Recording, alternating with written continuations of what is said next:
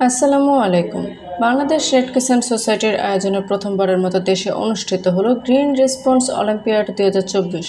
গতকাল 26 জুন বুধবার প্রধান অতিথি হিসাবে অলিম্পিয়াডের চূড়ান্ত পর্বে আনুষ্ঠানিক উদ্বোধন করেন বাংলাদেশ রেড ক্রিসেন্ট সোসাইটির চেয়ারম্যান অধ্যাপক ডক্টর এম.ইউ. কবির চৌধুরী। সবুজ বাংলাদেশ গড়ার প্রত্যয় রেড ক্রিসেন্টের জাতীয় সদর দপ্তর ও 10টি ইউনিট সহ মোট 11টি ইউনিট অলিম্পিয়াডে চূড়ান্ত পর্বে উত্তীর্ণ হয়।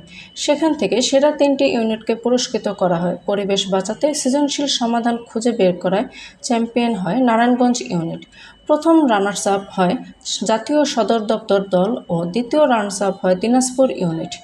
প্রধান অতিথি হিসাবে বক্তব্য রাখেন বাংলাদেশ রেড ক্রিসেন্ট সোসাইটির চেয়ারম্যান অধ্যাপক ডক্টর এম.ইউ. কবির চৌধুরী। তিনি বলেন, আমাদের দায়িত্ব পরিবেশের ক্ষতি রোধ করা। আমি আশাবাদী এই অলিম্পিয়াড থেকে এমন কিছু সৃজনশীল এবং কার্যকরী সমাধান বেরিয়ে আসবে যা আমাদের ভবিষ্যৎ প্রজন্মের জন্য একটি নিরাপদ এবং সবুজ পৃথিবী নিশ্চিত করবে।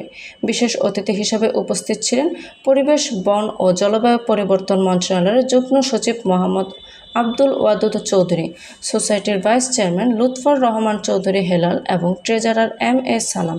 অলিম্পিয়াডে অংশ নিতে প্রাথমিক পর্বে বাংলাদেশ রেড ক্রিসেন্ট সোসাইটির জাতীয় সদর দপ্তর শাখা ও 68টি ইউনিটের যুব স্বেচ্ছাসেবকরা পরিবেশ সুরক্ষায় সমাধান খুঁজতে বিভিন্ন সময়োপযোগী উদ্ভাবনী ধারণার প্রস্তাব করেন। প্রস্তাবিত এসব ধারণার মধ্য থেকে জাতীয় সদর দপ্তর চাঁপাইনবাবগঞ্জ, কিশোরগঞ্জ, চট্টগ্রাম জেলা, দিনাজপুর, খাগড়াছড়ি, নারায়ণগঞ্জ, লালমনিরহাট, নরসিংদী, রাজশাহী সিটি ও ঝালকাঠি রেড ক্রিসেন্ট ইউনিটের চূড়ান্ত প্রতিযোগী হিসাবে অংশ নেয়। এসব ইউনিটের প্রতিযোগীরা তাদের নিজ নিজ উদ্ভাবনী ধারণা বিচারকদের সামনে প্রদর্শন করেন।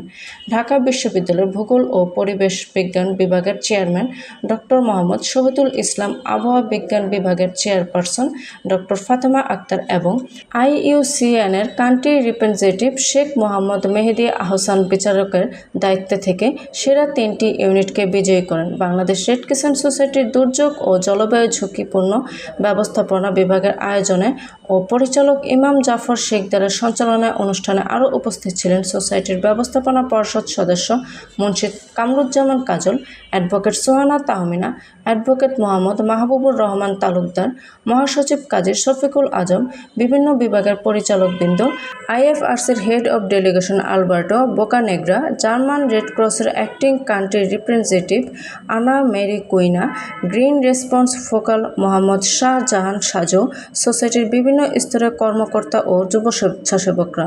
এমনই নিত্য নতুন সকল খবর সবার আগে পেতে অভিযাত্রা চ্যানেলটি সাবস্ক্রাইব করে পাশে থাকা বেল আইকনটি ক্লিক করে আমাদের সাথেই থাকুন। ধন্যবাদ।